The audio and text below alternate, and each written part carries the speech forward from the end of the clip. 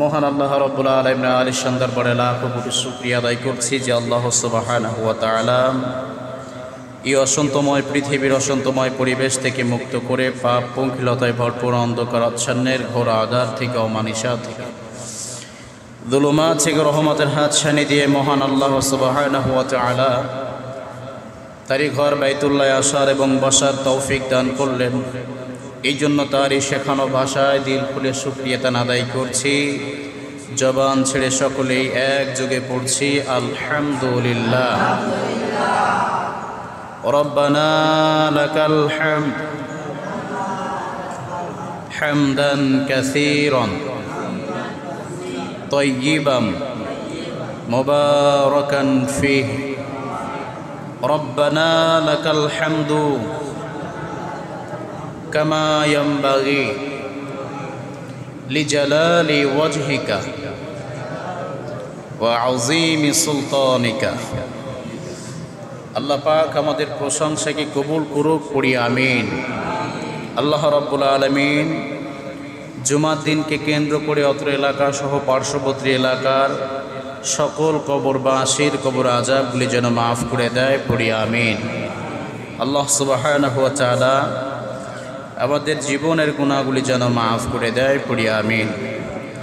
সম্মানিত সুধী, আমাদের মাঝ থেকে আল্লাহর বিধান বহুত বড় আমল কোরবানি বিদায় নিয়ে চলে গেল। আমাদের জীবনে এরকম ডে বাই ডে কিছু ঐতিহাসিক আমলে এসে উপস্থিত হয়, যেগুলো প্রত্যেকটা মুসলমানের জন্যে ওয়াজিব হয়ে যায়, ফরজ হয়ে যায়। আল্লাহ রাব্বুল আলামিন আমাদেরকে সকলকে আল্লাহ তাআলার ফরজ বিধান সহ যত হুকুম আল্লাহ করেছেন সমস্ত হুকুম আদায় করা তৌফিক দান করুক, পড়ি আমিন। আমরা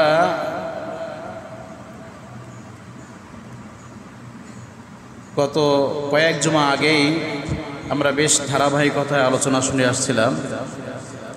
আমরা আজ থেকে আলোচনা শুনব আল কোরআন আল কারীমের 104 নম্বর সূরা সূরাতুল হুমাযা। এই সূরাটার মধ্যে আল্লাহ রাব্বুল আলামিন 9টা আয়াত দান করেছেন। কয়টা জোরে বলুন তো? 9টা। 30 নম্বর পারা একেবারেই আপনার শেষ প্রান্তের দিকে 104 নম্বর সূরার নাম আল্লাহ রাব্বুল আলামিন করেছেন সূরাতুল হুমাযা। এই সূরার নাম আল্লাহ রাব্বুল আলামিন এই সূরার মধ্য দিয়েই কালেকশন করেছেন। যে বিষয় এবং যে সূরা নিয়ে আমরা আলোচনা করতে যাচ্ছি, সূরাটা হচ্ছে খুব গুরুত্বপূর্ণ এবং খুব তাৎপর্যপূর্ণ একটা সূরা। যে সূরার ব্যাপারে আল্লাহ রাব্বুল আলামিন আমাদেরকে জানান দিলেন, যদি আমরা এখান থেকে জেনে শুনে সেটা যদি আমরা বাস্তবায়ন করতে পারি, ইনশাআল্লাহ বিমাশিয়াতিল্লাহ বিফাদলিল্লাহ আল্লাহ রাব্বুল আলামিন আমাদের এই অল্প আমলের মধ্য দিয়ে আশা করা যায়, নিয়াত রাখি আল্লাহ তাআলা আমাদেরকে জান্নাত দান করবেন। আল্লাহ তাআলার দরবারে শুকরিয়া আদায় করে আমরা সকলেই আমিন পড়ে নিচ্ছি। সকলেই বলি আল্লাহুম্মা আমিন। এই সূরাটা মক্কা যুগে নাজিল হয়েছে। অধিকাংশ মুফাসসিরে কিরাম বলেছেন যে এটা মক্কা যুগে নাজিল হয়েছেন, আবার কয়েকজন বলেছেন মাদিনা যুগে নাজিল হয়েছে। তো প্রথম অভিমতগুলোই খুব শক্তিশালী, কারণ এখানে আল্লাহ রাব্বুল আলামিন এই আয়াতের মধ্যে যা বলেছেন তাফসীরের মধ্য দিয়ে বোঝা যায় যে এটা মক্কা যুগেই নাজিল হয়েছে। আমরা সরাসরি সেই সূরার প্রথম থেকে আমরা ইনশাআল্লাহ আলোচনা করব। আমরা প্রথমেই সূরাটা তেলাওয়াত করে নিই। আউযু বিল্লাহি মিনাশ শাইতানির রাজীম।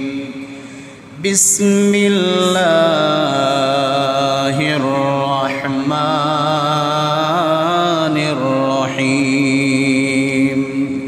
ওয়াইলুল লিকুল্লি হুমাযাতিল লুমাযা الذي جمع مالا وعددا يحسب أن ماله أخلدا كلا لينبذن في الحطمة وما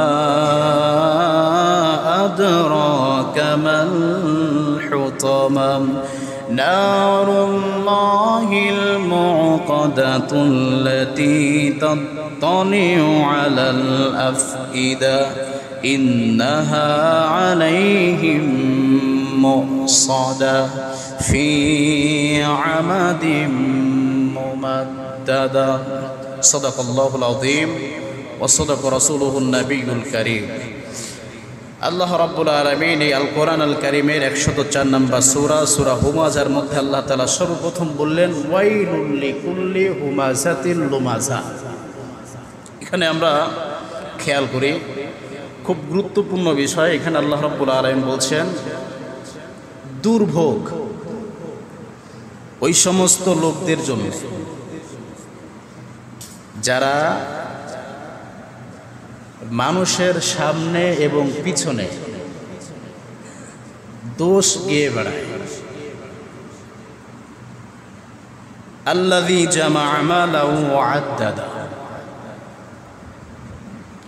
এবং তারা সম্পদ অর্জন করে এগুলি গুনে গুনে রেখে দেয়।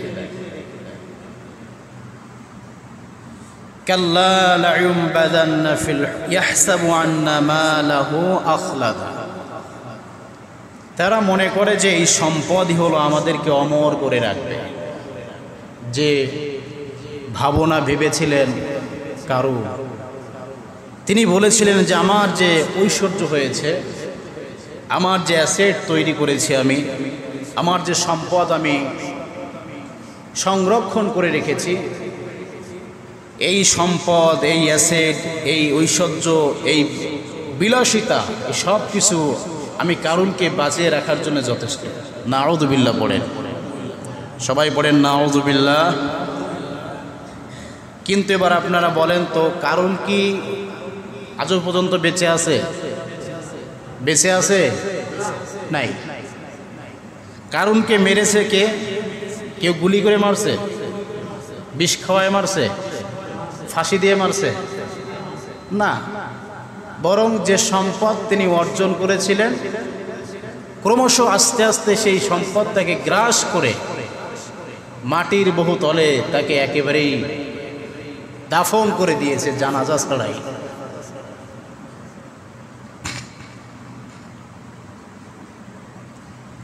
এখানে আল্লাহ রাব্বুল আলামিন নবীজি সাল্লাল্লাহু আলাইহি সাল্লামকে লক্ষ্য করে বলছেন, তুমি কি জানো কাল্লা লা ইউনবাদান্না ফিল হুতামা? আল্লাহ তার নবীকে বলছে, তুমি কি জানো যে হুতামা সেটা কি জিনিস? এটা কি তুমি জানো? আল্লাহ রাব্বুল আলামিন তার নবীকে শোনাচ্ছে, তুমি কি জানো হুতামা কি জিনিস? সেই জাহান্নাম কি জিনিস? যে জাহান্নামে এই মানুষগুলা ঢুকবে।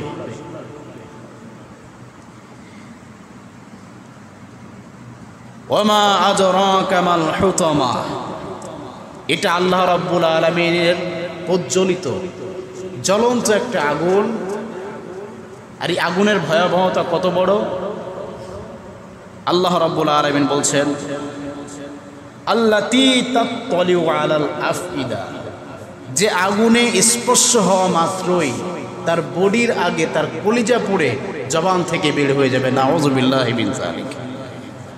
কত বড় ভয়াবহ মারাত্মক আগুন আল্লাহ রাব্বুল আলামিন এই শ্রেণী মানুষদের জন্যে বাজেট করে রেখেছে। প্রিয় ভাইয়েরা আমার, এখানে আল্লাহ রাব্বুল আলামিন ওয়াইলুল শব্দ ব্যবহার করলেন জাহান্নামের একটা উপত্যকা, একটা সেক্টর। এখানে আল্লাহ রাব্বুল আলামিন বলছেন দুর্ভোগ ওই সমস্ত মানুষদের জন্যে যারা মানুষের দোষ এবং মানুষের নামে বদনাম, মানুষের নামে মিথ্যা এগুলা বলে বেড়ায়। ওয়াইলুল লিকুল্লি হুমাযাতিল লুমাযা। হুমাযা শব্দের অর্থ হলো মানুষের সামনে। সবাই বলেন তো হুমাযা শব্দের অর্থ কি? মানুষের সামনে, এরপরে লুমাজা মানুষের পিছনে। এই দুটো ক্ষেত্রে মানুষের সামনে এবং মানুষের পিছনে যারা মানুষের বদনাম এবং দুর্বল পয়েন্টকে ফ্লাশ করার জন্য প্রচেষ্টা চালায়, আল্লাহ রাব্বুল আলামিন বলেন কেবলমাত্র তাদের জন্য এই জাহান্নামের জন্য তাদের জন্য নির্ধারণ করা হয়েছে। নাউযু বিল্লাহি মিন যালিক। আল্লাহ তাআলা আমাদেরকে কঠিন আযাব থেকে হেফাজত থাকার তৌফিক দান করুক, পড়ি আমিন। অন্তত আমাদের এইখানে যারা আছি আমরা তো অন্তত এই দুই শ্রেণীর ভিতরে নাই নাকি? মানুষের সামনে বদনাম গাওয়া আর পিছনে গাওয়া, এই দুই শ্রেণী তো আমাদের ভিতর নাই নাকি? আছে?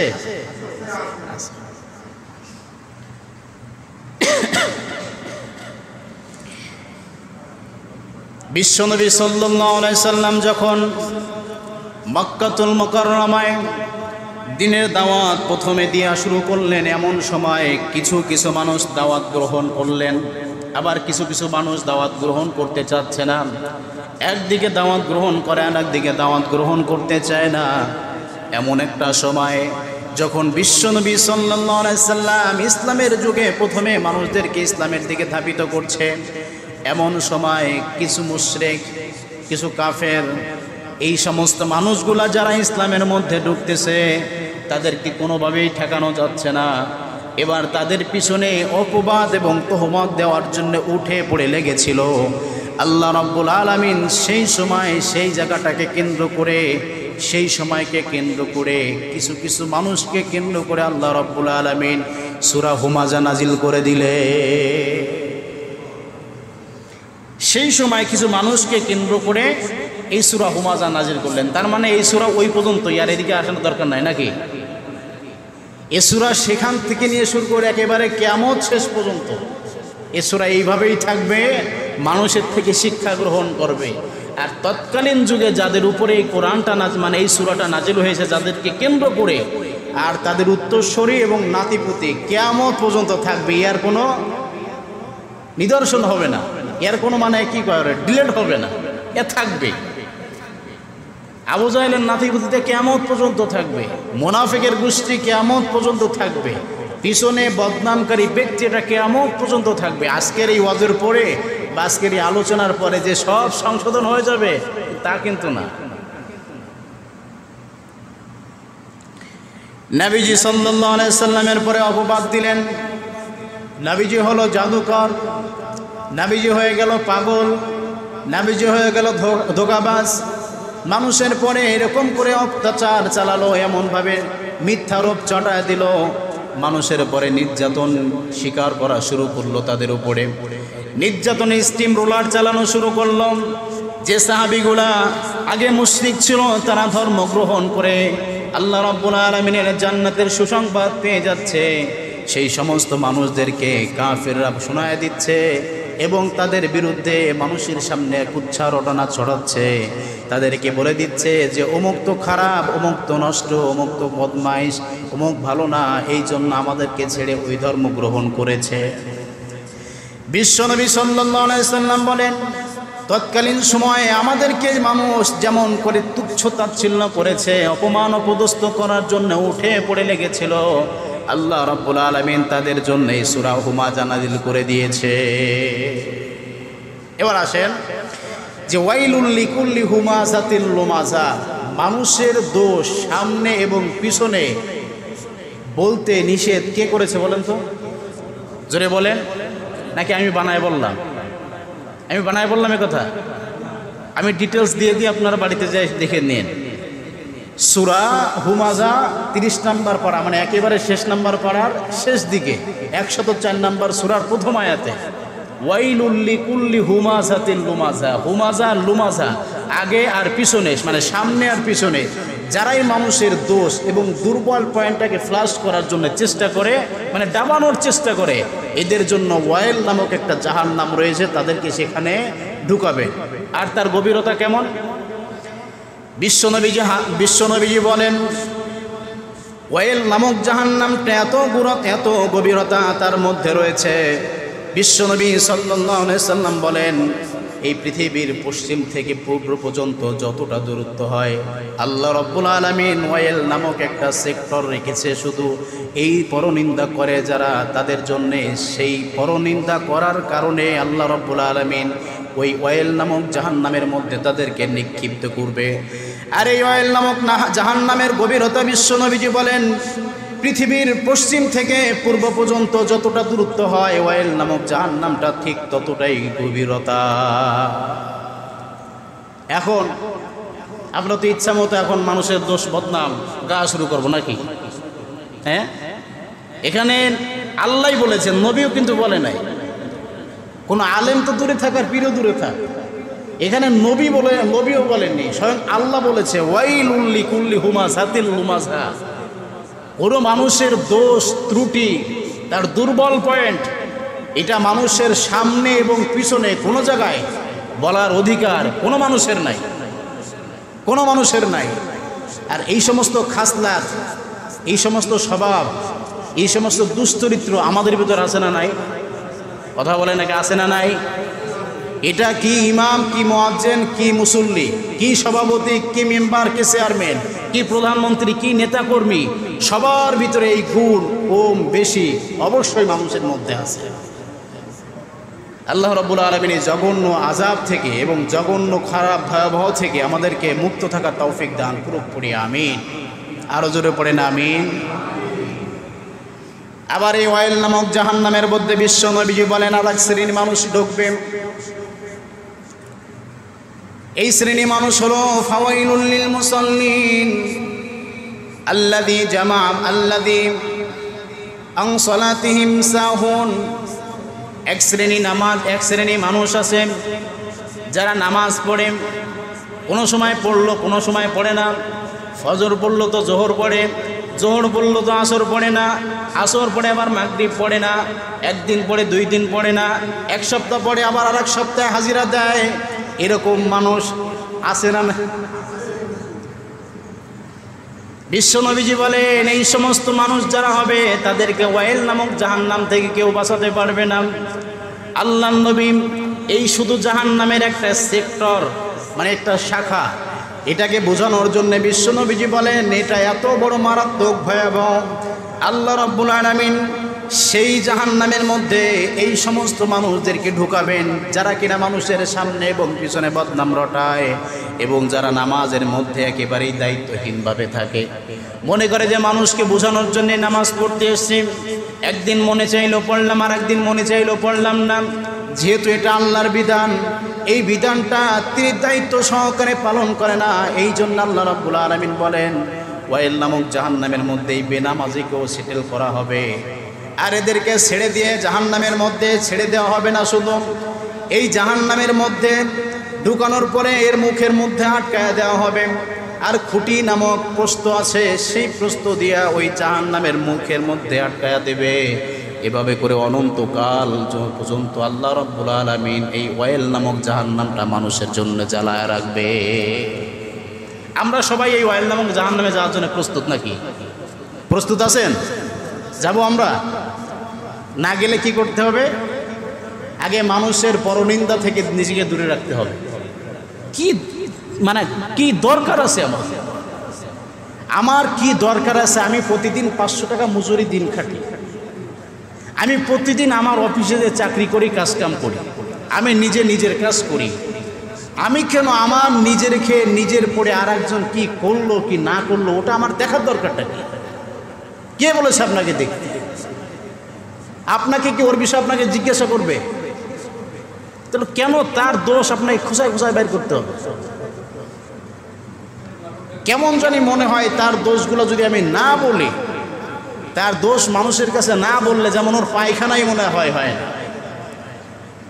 মানুষের সামনে মানুষের দোষ না বললে কেমন যেন পেটের ভাতই হজম হয় না।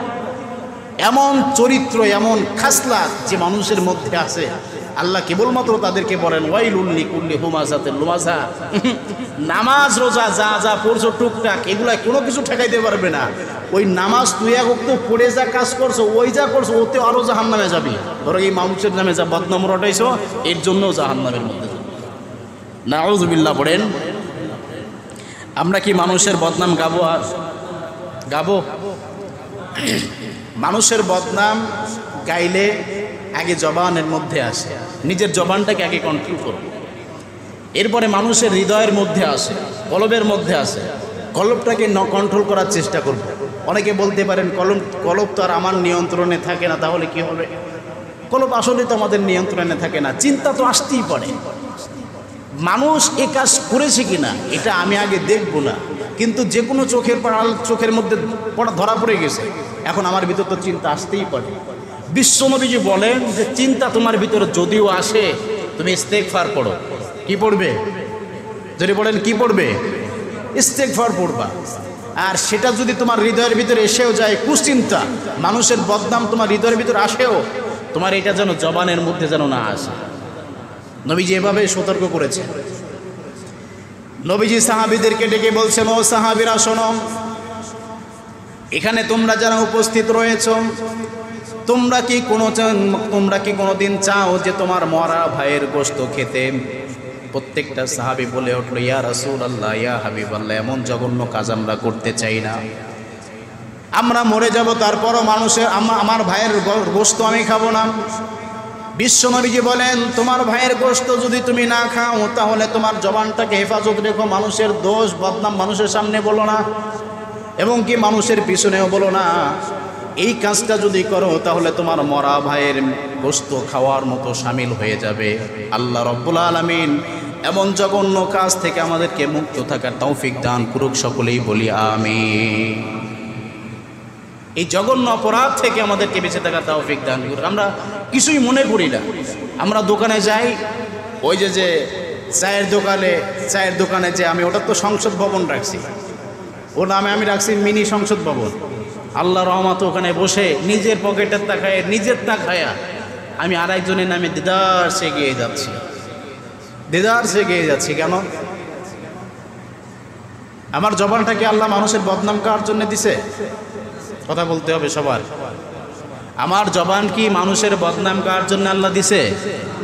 আমার জবানটা পবিত্র রাখার জন্য আল্লাহ প্রথমেই ভূমিকা পালন করেছে। আমার মায়ের খাবার আমার মধ্যে ঢুকায় নাই, আমার মায়ের খাবারটা রক্তটাকে পানি করে আমার নারীর মধ্যে মায়ের নারীটাকে কালেকশন করে আমার জবানটাকে পবিত্র রেখেছেন আমার আল্লাহ। কারণ এই জবান থেকে, পবিত্র জবান থেকে আমি আল্লাহর নাম উচ্চারণ করতে, আবার সেই জবান দিয়ে মানুষের বদনাম রটায়া, মানুষকে ছোট বানায়া, মানুষকে পচায়া কি মজা আমি পাই? আমার এই জবানটাকে নষ্ট করে কি মজা আমি পাই? এই জঘন্য গুনাহ আমরা ভাত মাছের মতো মনে করি, বলেই যাচ্ছে, ছোট করেই যাচ্ছে একজন। একটা জিনিস মনে রাখেন, আমি কোনো বন্ধুকে ছোট করতে, হাসি রহস্য তামাশা করতে করতে আমার বন্ধুকে আমি ছোট করতেছি, আমার ভাইকে আমি ছোট করতেছি। আমি এটা জানি যে এটা আমার ভাইয়ের ভিতরে আছে, অমুকের ভিতরে এই দোষটা আছে। এই দোষটা জানার পরেও এই দোষটা মানুষের কাছে তার অনুপস্থিতি এবং উপস্থিতি বলার অধিকার আল্লাহ আপনাকে দেয় নাই। তবে হ্যাঁ, এখানে বলা যেতে পারে সেই সমস্ত পয়েন্টে, যে পয়েন্টে তিনি দোষ করেছে এবং তিনি এই অপকর্মের সাথে জড়িত, এই দোষের মধ্যে জড়িত, অথচ তার সাজা তিনি না পেয়ে একজন নিরীহ মানুষ সাজা পেয়ে যাচ্ছে। সেই সুবাদে আপনি এই দোষটাকে হাইলাইট করতে পারেন। মুফাসসিরিন কেরাম বলেছেন, ফতোয়া দিয়েছেন যে এই সুবাদে আপনি তার দোষটাকে সেই পঞ্চায়েত অফিসে হোক, চেয়ারম্যানের সালিশে হোক, গ্রাম্য সালিশে হোক, পুলিশের কাছে হোক, যার কাছে হোক, সত্যটা আপনি এখানে বলতে পারেন। আর যদি দেখেন না, শুধু আপনিই দেখছেন, আপনি যে তাকে অন্তত আড়ালে গিয়ে একাকী তাকে এই কাজ থেকে বিরত থাকার জন্য তাকে বলেন, এবং কি যদি সেই কাজ যদি না করে বা এই কাজ থেকে যদি তিনি সরে যায়, আলহামদুলিল্লাহ, ভালো কথা। আর যদি না সরে, আপনি আল্লাহর কাছে তার জন্য দোয়া করেন। কিন্তু এই যে অপকর্ম তিনি করেছে, এই অপকর্মের দোষ, এই অপকর্মের কথা কোনো মানুষের কাছে বলার ইখতিয়ার আল্লাহ সুবহানাহু ওয়া তাআলা আপনাকে দেয় না।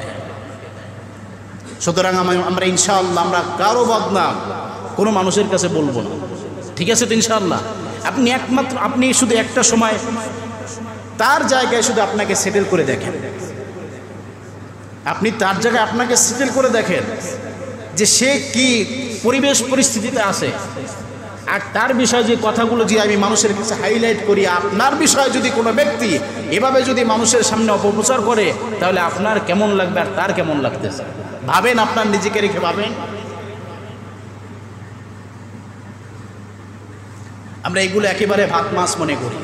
সমাজ আমরা দূষিত করে ফেলেছি, একেবারেই দূষিত করে ফেলেছি। কেন? মানুষের বদনাম এত গাইতে হবে কেন? এত গাইতে হবে কেন মানুষের বদনাম? আমাকে তো আল্লাহ বদনাম গাওয়ার জন্য দুনিয়াতে পাঠায় নাই। আল্লাহ রাব্বুল আলামিন বলেছেন, ওয়ামা খালাকতুল জিন্না ওয়াল ইনসা ইল্লা লিয়াবুদুন। জিন আর মানুষকে সৃষ্টি করেছি একমাত্র আমি আল্লাহর ইবাদতের জন্য। আমার ইবাদত না করে, আমার দাসত্ব না করে যে মানুষগুলা খামাখা মানুষ সময় পাস করে, এই মানুষদের জন্য দুর্ভোগ। কিয়ামতের মাঠে আল্লাহ রাব্বুল আলামিন বলেন, এদেরকে কবরের মধ্যে এত ভয়াবহ আযাব দেওয়া হবে, এত ভয়াবহ আযাব দেওয়া হবে, এমন বিষধর সাপ তাদের জন্য রাখা হবে। এই যে সাপ, সবচাইতে ভয়ানক প্রাণী যে সাপ, এই সাপ যখন আপনার কবরের মধ্যে দেওয়া হবে, এই সাপ যখন আপনাকে দংশন করবে, শুধু গোস্ত পুষে যাবে তা নয়, এই সাপের বিষ এত তীব্র হবে, এত ভয়ঙ্কর হবে, এত শক্তিশালী হবে, আপনার গোস্ত পচে গিয়ে সেখান থেকে আপনার হাড্ডিতে প্রবেশ করবে, আপনার হাড্ডি ভেদ করে আপনার মগজের মধ্যে ঢুকে যাবে। সাপের বিষ এত বড় মারাত্মক ভয়াবহ বিষ আল্লাহ রাব্বুল আলামিন আমার জন্য বাজেট করে রেখেছে। এটা তো মরার পরের জন্য, এর জন্য আমরা তেমন কিছু মালুম করি না। এই যে আমাদের বাংলাদেশের মধ্যে বেশ কয়েকটা জেলার মধ্যে একটা সাপ প্রবেশ করেছে, নাম তার রাসেল বাইপাস। এই সাপটার জন্য আমরা অনেক বাংলাদেশে প্রায় 28টা জেলার মধ্যে ঢুকে গেছে। এই সাপটা এত বিষধর, এই সাপটা শুধু আমরা খবর সংবাদে দেখতেছি, ফেসবুক ইউটিউবের মধ্যে দেখি, এই জন্য এখনো পর্যন্ত বাগেরহাটের মধ্যে ঢুকে নাই। এই জন্য আমাদের এমনি গলা শুকায় গেছে। ঘরের মধ্যে এগুলা পাওয়া যায়, রান্নাঘরের মধ্যে পাওয়া যায়, ঘর থেকে টেনে টেনে বের করতেছে সাপুরিরা। যারা সাপ ধরে তারা টেনে টেনে বের করতেছে ঘরের মধ্য দিয়ে। এই চুলের মধ্যে পায় অনেক, মানে কৃষক যে এই আপনার কি বলে যে কৃষাণ যারা থাকে, আমরা এদের জন্য খুব বিপজ্জনক এই সাপটা। পাতা, শুকনা পাতার কালারের সাথে এদের কালারটা মিলে যায়। খুব মারাত্মক একটা ভয়াবহ সাপ। এটা আমাদের দেশে আগে ছিল না, ছিল কিনা আল্লাহ ভালো জানে, তবে পাওয়া যায় না। এখন তো এটা একেবারে ভাইরাল হয়ে গেছে। এই সাপটা আমাদের বাগেরহাট ছাড়া বেশ আশেপাশে অনেক কয়েকটা দেশে, মানে জেলার মধ্যে ঢুকে গেছে।